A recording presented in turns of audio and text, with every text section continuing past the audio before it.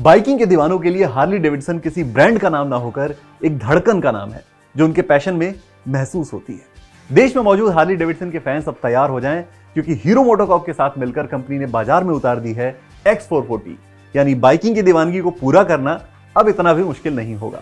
इसकी शुरुआती एक शोरूम कीमत है 2,29,000 रुपए। हार्ली लवर्स के लिए मौका खुशी का है, क्योंकि अब तक जो हार्ली वो बेसिक खरीदते थे वो थी 975 सीसी की नाइटस्टर, और इसकी शुरुआती एक शोरूम कीमत थी 17,49,000 रुपए।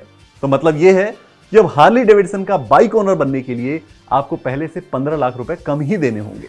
तो ये तो हुई अभी की बात। अब जरा हार्ली के हिंदुस्तानी सफर के पन्ने को पलटते हैं और चलते हैं साल 2007 में। अमेरिका के राष्ट्रपति थे जॉर्ज डब्ल्यू बुश, और इसी साल भारत और अमेरिका के बीच एक समझौता हुआ।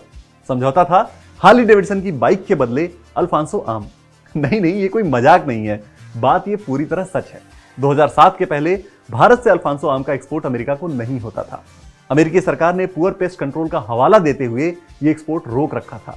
दूसरी तरफ अमेरिकी बाइक मेकर हार्ली दुनिया के सबसे बड़े टू व्हीलर मार्केट यानी भारत में एंट्री करना चाहती थी। समझौता हो गया, भारत से आम जाने लगे और अमेरिका से हार्ली डेविडसन भारत आ गई। साल 2009 में हार्ली ने भारत में ऑपरेशन शुरू किए और साल 2010 में हैदराबाद में पहली डीलरशिप खोली गई। बिजनेस मॉडल बहुत सिंपल था, अमेरिका से बाइक लाकर भारत के बाजार में बेची जाने लगी। टाइमिंग अच्छी थी, भारत की इकोनॉमी तेजी से आगे बढ़ रही थी और लोग लग्जरी पर खर्च करने से हिचक नहीं रहे थे। कंपनी को एक बड़ा बूस्ट तब मिला जब हार्ली ने भारत में कुछ बाइक्स के लिए सीकेडी ऑपरेशन शुरू करने का फैसला किया। आसान भाषा में अगर कहें तो कुछ बाइक्स के पार्ट्स इंपोर्ट करके भारत में असेंबल करना। इससे बाइक्स की कीमतों में अच्छी खासी गिरावट आई और सेल्स को बूस्ट मिला। इसके बाद हार्ली ने स्ट्रीट 750 के साथ भारतीय बाइकर्स को कम कीमत में हार्ली का एक्सपीरियंस देने का फैसला किया। 2014 के ऑटो एक्सपो में यह बाइक 4,10,000 रुपए के एक शोरूम प्राइस पर लॉन्च की गई। हालांकि इंडियन मार्केट में कई वजहों से ये लोगों को पसंद नहीं आई। हार्ली ने सिर्फ क्रूजर बाइक्स पर ही फोकस किया, जबकि कंपटीटर्स ने दूसरे ऑप्शंस भी लॉन्च किए। टेक्नोलॉजी को लेकर भी हार्ली थोड़ा पीछे रही और सबसे बड़ी दिक्कत रही कि लोगों ने इसे रियल हार्ली डेविडसन माना ही नहीं। जो चीपेस्ट हार्ली का टैग था उसने भी ब्रांड को काफी नुकसान पहुंचाया।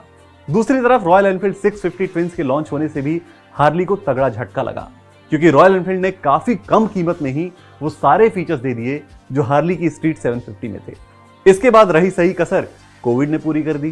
कोविड ने लोगों को लग्जरी स्पेंडिंग पर ब्रेक लगाने के लिए मजबूर कर दिया। नतीजा यह हुआ कि 2016 में जहां हार्ली हर साल 3500 से ज्यादा बाइक्स पूरे साल में बेच रही थी, 2020 में उसकी कुल बिक्री घटकर 1677 पर आ गई।